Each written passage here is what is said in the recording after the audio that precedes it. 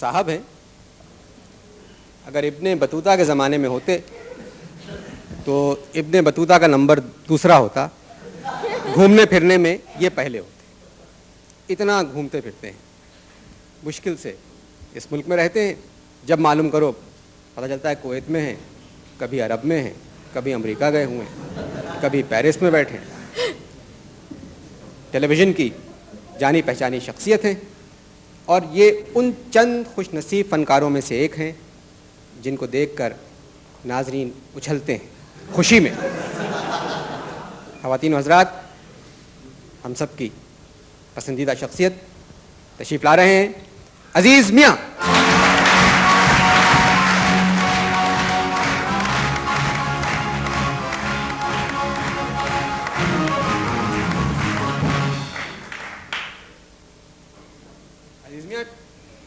پہلے تو شکر یہ ہے کہ آپ نے مجھے ابن بطوطہ سے تشبیہ دی, کہیں واسکو ڈی گاما نہ کہہ دیا آپ نے. گاما کہہ سکتا تھا. جی ہاں, جی ہاں, قوالی کا گاما بھی ہو سکتا ہوں. اچھا عزیز میاں, یہ بات بتائیں کہ آپ, ہماری قسمت اچھی تھی کہ آپ ہمیں شہر میں مل گئے, ورنہ جب آپ سے فون کرو گھر پہ تو معلوم ہوتا ہے کہ آپ دوسرے شہر میں. جی جی, تو یہ آپ تھکتے نہیں گھومتے پھر؟ بس یہ ایک زندگی کا معمول بن گیا ہے. یوں کہیے گا کہ زندگی ایک مسافرت ہے, اور میں سمجھتا ہوں کہ بہتر یہی ہے کہ آدمی مسافرت میں رہے تو بہتر. زندگی بتاتے خود ایک سفر ہے نا. جی جی. ہنر آپ کو یہ ورثے ملا یا قوالی آپ سے شروع ہوئی خاندان میں؟ نہیں, یہ قوالی کی ابتدا میں نہیں کی ہے, مجھ سے پہلے کوئی قوالی خاندان میں قوالی نہیں تھی. کیا خلاف تھے اس کے؟ نہیں, ایسی بات کوئی نہیں ہے, خلاف تو نہیں تھے, لیکن یہ ہے کہ بس اس کی ابتدا مجھ سے ہوئی. اور کسی میدان میں داخل ہونے کی کوشش کیوں نہیں کی آپ نے؟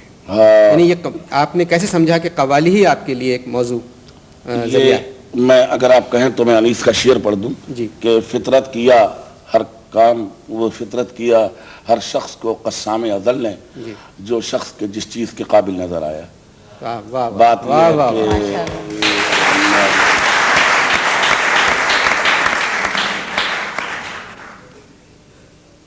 شیروانی کے علاوہ شادی کی اور کیا کیا چیز سنبھالی ہوئی آپ؟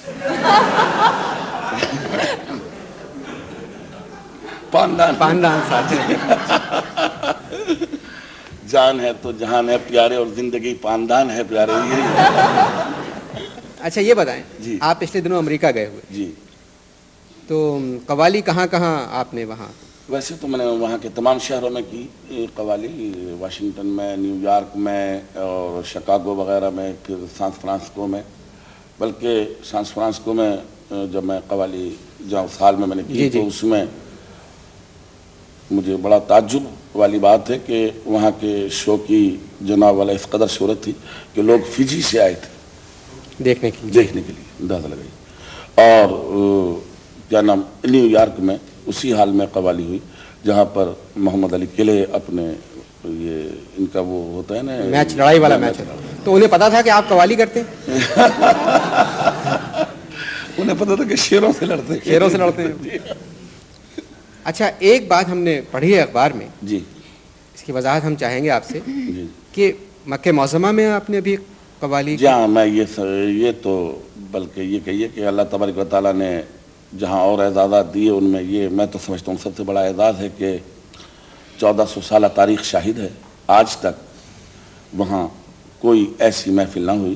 لیکن 28 اپریل اسی سال جمعرات کی شام کو رات کے 9 بجے سے صبح 4 بجے تک بالکل عام محفل تھی. تقریباً 7-8 ہزار پاکستانی حضرات کا مجمع تھا, اور دیگر یعنی عرب لوگ بھی تھے وہاں کے, اور تمام شب قوالی ہوتی رہی. خدا کا فضل ہے, میں سمجھتا ہوں کہ یہ اعزاز مجھے وہیں سے آتا. واہ.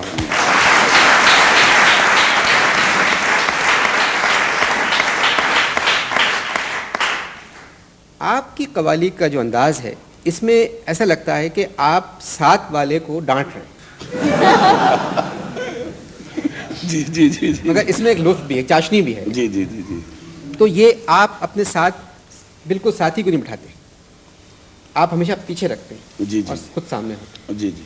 نہیں وہ میں عرض کروں نا حضور کہ اصل میں وہ تو وہی مصرع ریپیٹ کرتے ہیں نا جو جس مصرے سے بحث ہوتی ہے. اب جہاں تک بحث کا سوال ہے وہ مجھ پہ آمد ہوتی رہتی ہے. اب اگر میں ان کی طرف ذرا سے بھی نظر چلی جائے تو یا ان کی کوئی حرکت ہو جائے ایسی تو وہ تمام آمد ختم ہو جاتی ہے. میں بلکہ آپ کو ایک لطیفہ سناؤں کہ میں ایک دفعہ قوالی کر رہا تھا تو میرے ساتھ کلارنیٹ انہی ساز میں ایک میں نے کلارنیٹ رکھی تو بڑا اچھا مجمع لگ رہا تھا. میلاد النبی کا مجمع تھا, کافی دنیا تھی. تو میں بڑی لمبی چوڑی گرا کہہ کے جب میں نے ختم کیا وہاں جہاں سم تھا, جہاں مصرع کھولا آ کر, تو چیجائے کہ لوگوں کو داد دیتے یا لوگ جناب والا خوش ہوتے, لوگ ہنسنے لگے. مجھے بڑی حیرت ہوئی کہ میں نے یہ تو یعنی نعت کا مضمون تھا اور اس پہ تو لوگوں کو دادیں. تو اب جب میں نے گھبرا کے پیچھے دیکھا تو میں نے کیا دیکھا کہ وہ کلارنیٹ والے صاحب جو ہیں نا, کلارنیٹ گری, آنکھیں بندے, خالی انگلیاں چلا رہے ہیں.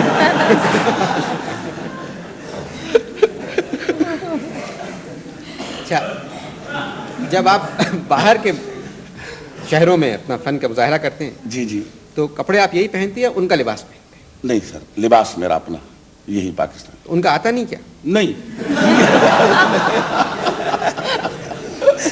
یہ بات نہیں, وہ اصل میں مجھے اپنے لباس سے محبت ہے, اسی میں ذرا مزہ ہے, تاکہ کم از کم فنکار کی ایک شخصیت نمایاں ہوتی ہے اگر اس کا اپنا ایک لباس اپنے ملک کا کلچر تو وہ جی نمایاں ہوتا ہے.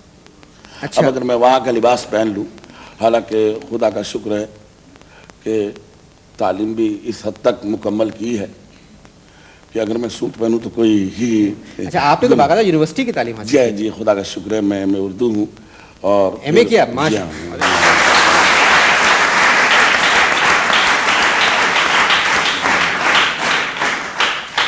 اچھا میاں صاحب, ایک بات اور میں ارشاد علی, آپ زندگی میں کبھی تھکے ہیں؟ کیونکہ آپ جتنی محنت کرتے ہیں قوالی کے دوران, جی جی جی, اور آپ کھو جاتے ہیں. جی جی جی, یعنی کہ کراچی کے بہت سے ایسے علاقے ہیں کہ جہاں پانی نہیں آتا ہے, جی جی, اگر قوالی آپ کی وہاں ہو تو پسینے سے بالٹیاں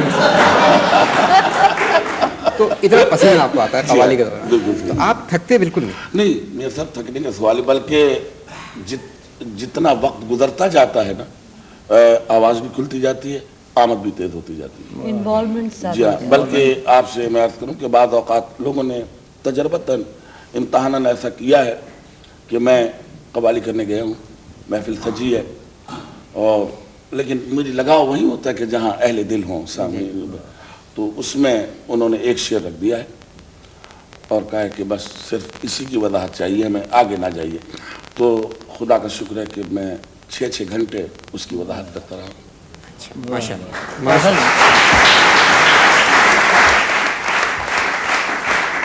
بڑی بات. آج کل سنا ہے کہ قوالی میں آمد سے زیادہ آمدنی ہے, تو میں یہ سوال آپ سے بھی کروں گا. جی ماشاء اللہ کوئی شام ایسی نہیں جاتی جی کہ جس دن آپ مصروف نہ ہو. جی جی, تو انکم ٹیکس والے کیا کرتے ہیں آپ سے؟ یعنی ٹیکس کا حساب کتاب کیا ہے؟ صاف ہے؟ نہیں, میں نے تو ان سے کہہ دیا ہے کہ میرے ساتھ آ جاؤ, بہتر یہ دیکھ لو, فیصلہ کر لو بہتر. آج ماشاءاللہ سے ہم سب خوش ہیں, میاں صاحب بھی خوش ہیں, جی, اور دن بھی ایسا ہے